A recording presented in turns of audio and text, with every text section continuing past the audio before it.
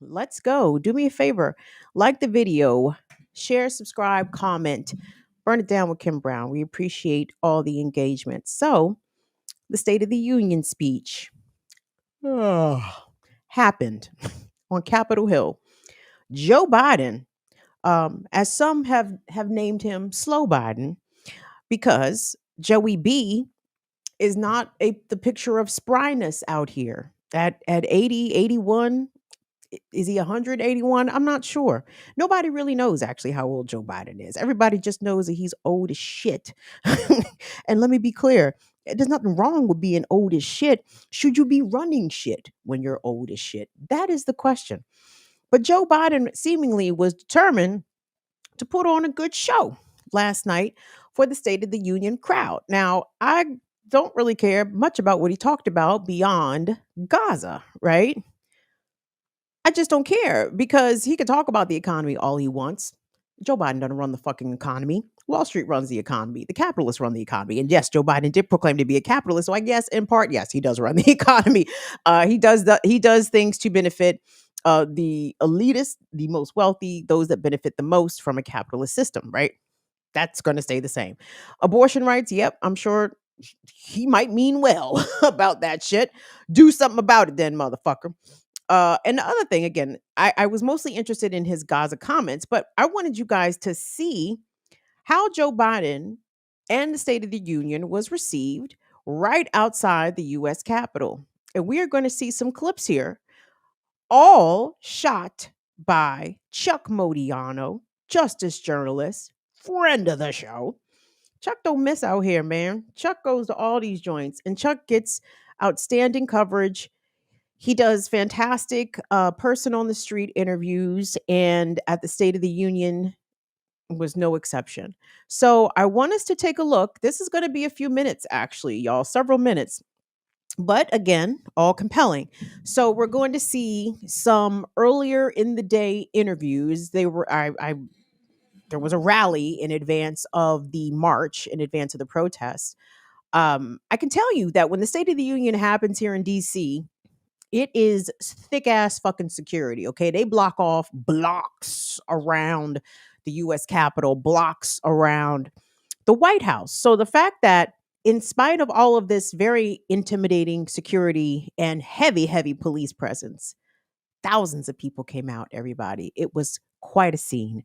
And I want to pick it up from there. So, Chuck Modiano, we're going to listen to a couple of interviews that he spoke with protest attendees. We're going to see some scenes from the protests, some wonderful chants and slogans were being called and responded to.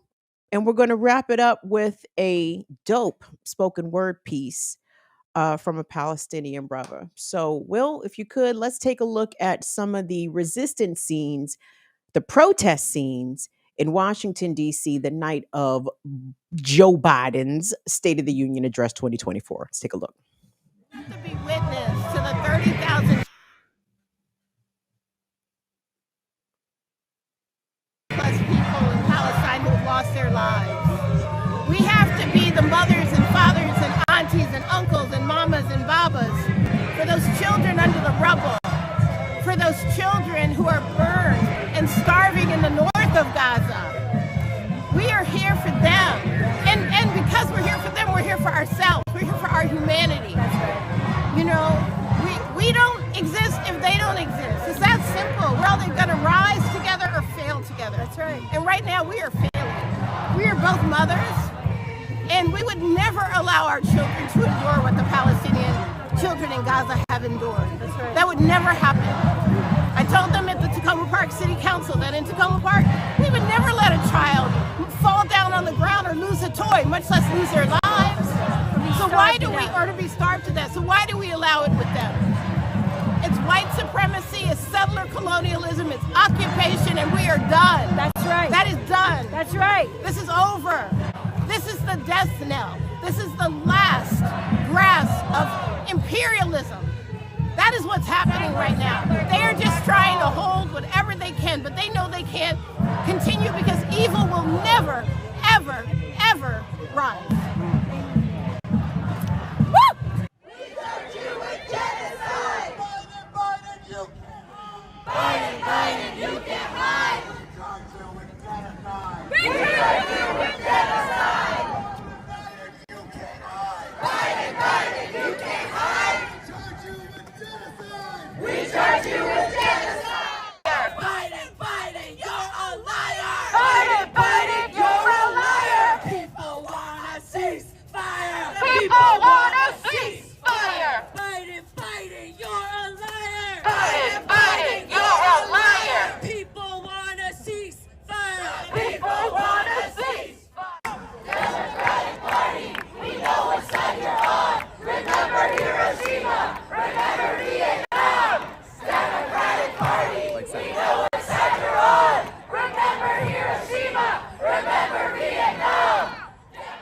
before that kid in Gaza searching for Superman sees Apache copters dropping bombs that shake the land.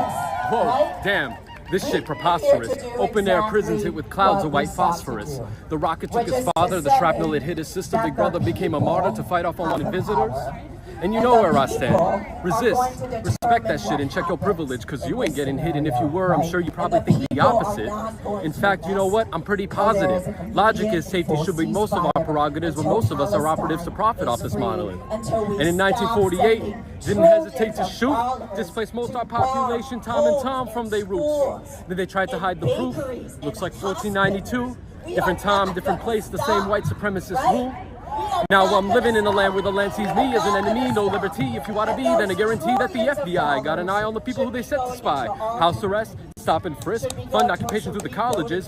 BDS, yes, BDS, and they hit you with the claim you a terrorist? On the terror list, on the precipice, drone take out another nemesis, weapons tested in the Gaza Strip, sold to our pigs and they copy it. What the F seen every day, views on the news getting us played, we gotta mobilize, we gotta organize, and if one dies, then another 10 will rise.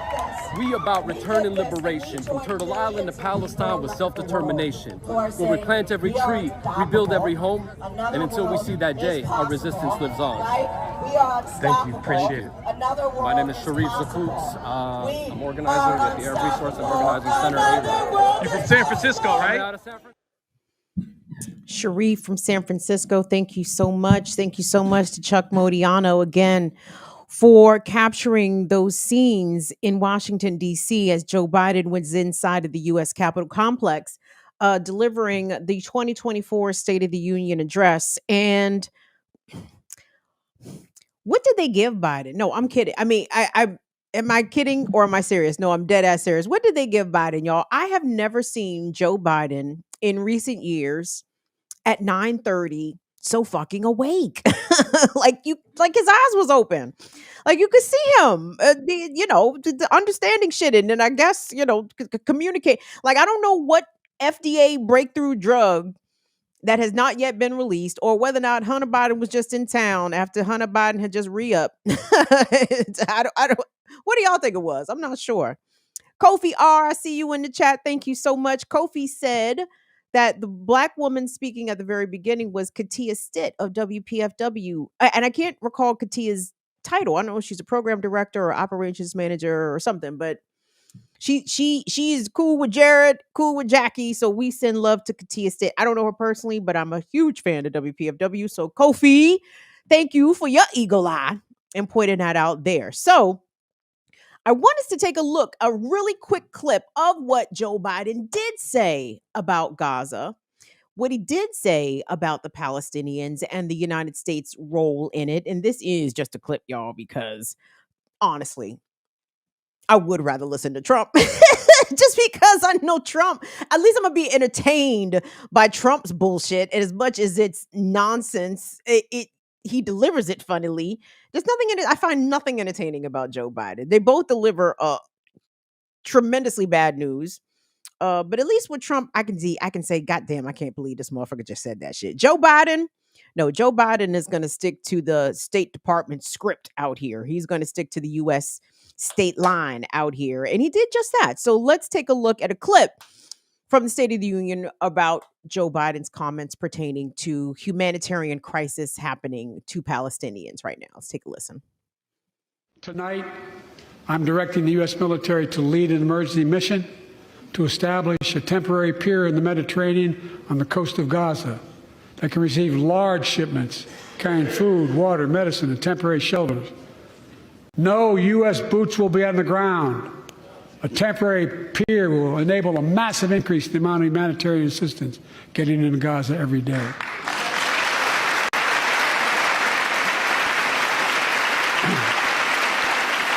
And Israel must do its part. Israel must allow more aid into Gaza and ensure humanitarian workers aren't caught in the crossfire. And they're announcing they're going to have a crossing in northern Gaza. To the leadership of Israel, I say this: humanitarian assistance cannot be a secondary consideration or a bargaining chip.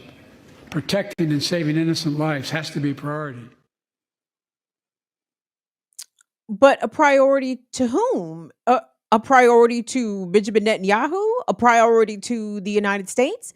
Because I can tell you the preservation of innocent life, of women's lives, of children's lives, of people that are total non combatants, absolute civilians, people who are not Hamas members, those humanitarian considerations are not being given. They have not been given since October 7th, since the Israeli response to the Hamas resistance strike against Israel.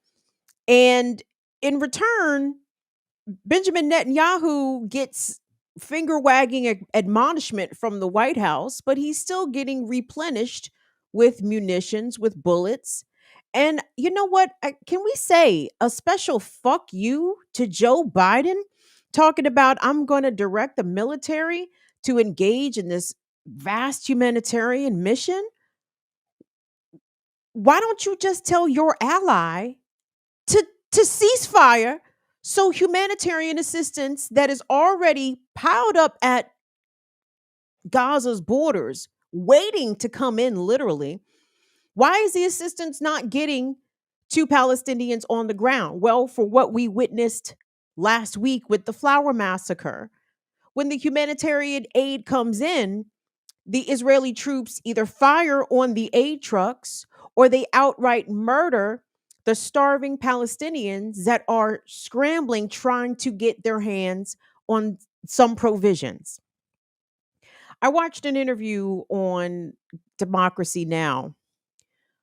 And the journalist Amy Goodman was talking to. The woman said, whatever videos that you have seen in your Instagram feeds or on your TikTok feeds of Palestinian people, women, children, men injured, uh, are made amputees, people starving. Like she said, whatever videos you may have seen in the West, she said on the ground, that shit is exponentially worse. She said it's unfathomable. She said the amount of filth and degradation that the Palestinian people, she's in Rafah, or she was in Rafah, that in the people that are in the south of the country are experiencing, she said you can't even imagine it. And so for Joe Biden to be the commander in chief of the most powerful military on earth, he can't tell Israel to stand the fuck down while aid trucks are allowed in to get to the people that desperately need it the most. No, no, no, no, no, no. The US is now 5 months in, now going to build a port. Let's just build a port. Let's just build a new port where the Israelis shouldn't come and blow it up and destroy it, because this is going to be meant for aid for Palestinians. You think Israel's just going to go along with that? You think Israel's going to stand aside and allow the US to build a humanitarian port for the Palestinians who they are very clearly trying to exterminate? Will, if you could please pop up that Democracy Now! Article. Because on the same day as the State of the Union, the Washington Post, and this is democracynow.com, but they were reporting on the reporting. The Washington Post reported about this. So this is the headline.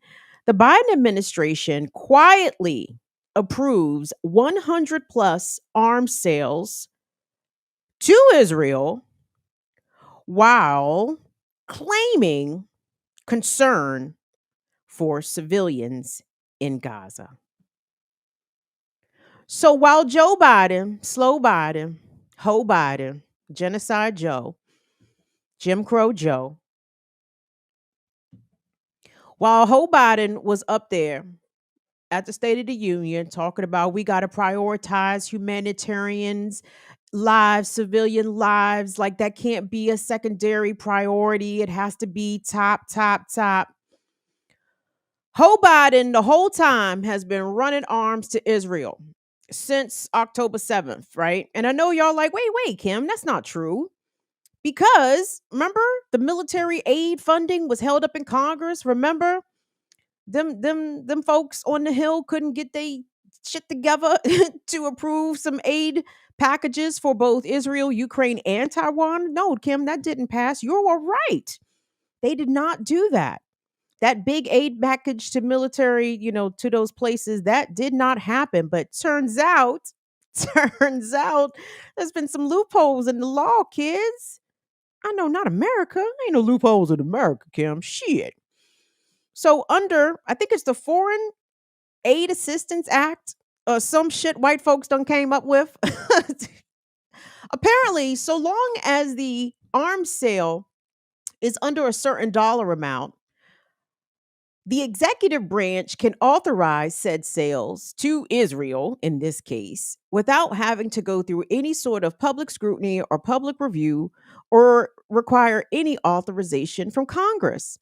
So turns out, for the past 5 months, okay, in addition to the funding that was approved, uh, I don't fucking know, last year, right? And the ongoing package that Obama signed us up for, where we're providing $3.8 billion specifically in military aid to Israel for 10 years. So that's $38 billion. So they still getting that, right? They still getting the other shit that we sent last year. And in spite of this most recent funding request to include Ukrainian and Taiwanese military support, in addition to the shit going to Israel, that hasn't improved. But that Joe Biden said so. He said, BB, my nigga, I got you. All this talk that Joe Biden doesn't really like Netanyahu don't seem to stop him from fucking with him, does it? Right? Because, people that I don't like, when I say I don't fuck with them, I'm not giving them shit that they need and ask for, right? In fact, the opposite, right? If I don't fuck with you, do not put your hand out in my direction. Because not only am I not gonna help you, I'm gonna ask you, the fuck you asking me for? But that's just me. I'm mean. I thought Joe Biden was mean too, but apparently not. Joe Biden arms nations that he doesn't like their genocidal actions. And in fact, there are provisions in some of these laws that the Biden administration is using to authorize some of these lesser volume, weaponry sales to Israel. You're not supposed to sell the weapons to countries that are knowingly using these weapons on civilians. You're not, according to American law, you're not this fucking trash country. This country is not supposed to knowingly sell weapons to countries that are engaging in war crimes, that are engaging in the targeting of civilians. The journalist interviewed on Democracy Now! Said there's no way that Israel cannot know that it is intentionally destroying hospitals, libraries, schools, universities, mosques, residential areas. These are not Hamas hideouts. This is where the Palestinian people live. And these places are being leveled in order to facilitate the destruction, permanent destruction of the Palestinian people and their culture. There's no other way to look at this. So for Joe Biden to sit here and be like, oh, well, we're going to send more humanitarian aid. The aid that they airlifted along with the Jordanian government, I believe, was only enough ready to eat meals to feed. Was the number I heard 38,000? Did you guys hear that? It was a low fucking number, okay? And it's like, we are aware that 1.5 million people are starving. So if you want to send 38,000 meals, well, that just sounds like you're facilitating the conditions to cause a riot. You know what I'm saying? So, and Will, if you could, throw up that intercept piece as well. Because, Courtney, thank you so much for your support, baby. I appreciate that. Thank you, thank you, thank you. Um, oh, okay. Sorry. So Joe Biden is also funding the Israelis and wants to fund the the Ukrainians, to the tune of lots and lots more money. But it turns out, you could take that down, Will, actually, that Well, what does that say? Okay, I'm sorry. My bad, Will.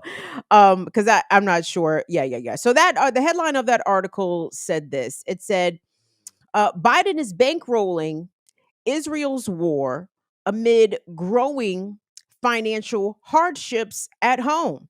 Okay. So just very quickly, not sure if that's what included in the intercept piece, but the jobs created numbers actually was a bit of some foolery. Not this month, but what month are we in? Okay, so for February and January, the Biden administration, or rather the Department of Labor, claimed that the United States added these hundreds of thousands of jobs. Well, that seemed to be a little bit of malarkey, to use a Joe Biden phrase, a bit of malarkey. Those numbers were were revised downward. Um, and so Joe Biden's out here lying. Oh, I'm sorry, children, capping. Guys, there was another piece that I saw on NBC News, and I thought it was a bit revealing. It was actually done by Yamiche Alcindor. And she was talking to Black Christians, specifically a couple of Black pastors who were preaching against the genocidal actions of Israel from the pulpit and standing with the Palestinians. And these pastors were imploring the Biden administration to pay close attention to the shifting sentiments, I would say, coming from Black voters pertaining to what's happening in Palestine.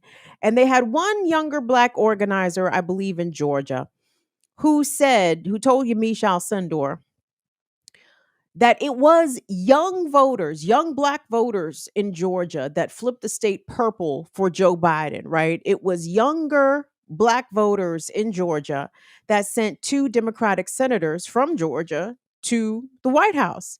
And according to what this younger organizer said, he said, these same people are not going to show up for Joe Biden if he doesn't get a ceasefire done in Palestine, right?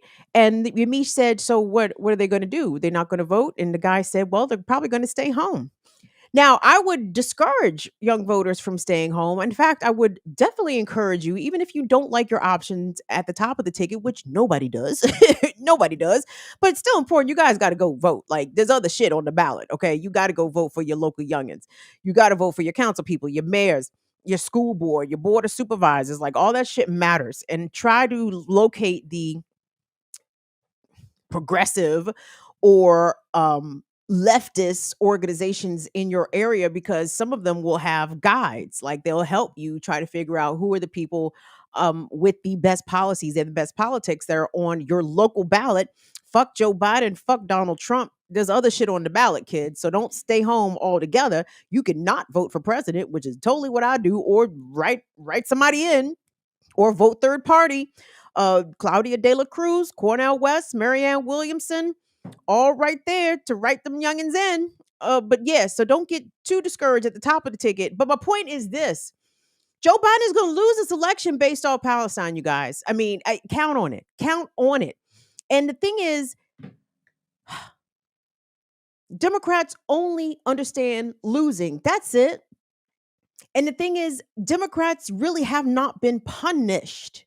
They have not been punished for their rightward turn policy wise. I mean, I know the Democrats have long held law and order politics. You know, we could say this, Lyndon Johnson, even fucking Bill Clinton, especially, right? So Democrats are not so far off their branding as they stand firmly with the military and with the police. But, you know, that's shit that we don't agree with, right? We, in addition to not agreeing with the ongoing support of Israel's genocide in Palestine. So Democrats are going to have to feel these L's, okay? Because at the end of the day, I know that none of us are really Democrats, right? We may have to be Democrats sort of by convenience or necessity, depending on where in the country that you live. But I know in your heart, you are not a Democrat. But at the end of the day, we all are would be Democratic constituents.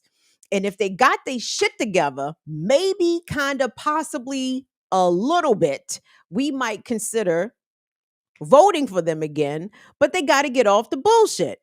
And this prime bullshit is going to be what happens with the Palestinians and the United States response to that internationally and how the US chooses to deal with Israel. And if it's still hands off, if it's still a laissez faire approach to Benjamin Netanyahu and his ethnic cleansing actions that are happening in Palestine, then Joe Biden is going to have to feel that. I hope Joe Biden understands that Benjamin Netanyahu is going to cost him the election, and I hope the Democrats writ large are ready to deal with that, because you're going to have to change your positions. You're going to have to pivot leftward if you want to start or maintain federal power in DC. If you want to maintain control of the White House, you want to maintain a majority in Congress, which the Democrats currently do not have. If you ever want to get that back, y'all gonna have to switch up some shit. And if y'all don't want to switch up shit, then it's incumbent upon us to figure out how we are going to survive Republican rule. And not to say it's not going to look all that different from Democratic rule. There's a lot of things that tends to happen, when Republicans get in power and when Democrats get in power. Somehow marginalized groups lose rights, right? And we need to prepare ourselves for the continued erosion of that and what that looks like for us to protect each other, to defend each other, and protect and defend ourselves. So yeah, this is shit we need to be pontificating about. So it's fuck Joe Biden. It is definitely going to be free Palestine. And if the Democrats don't want to listen to us, then let's make sure that they feel us, and we will make them feel that at the ballot box in November. Let me take a little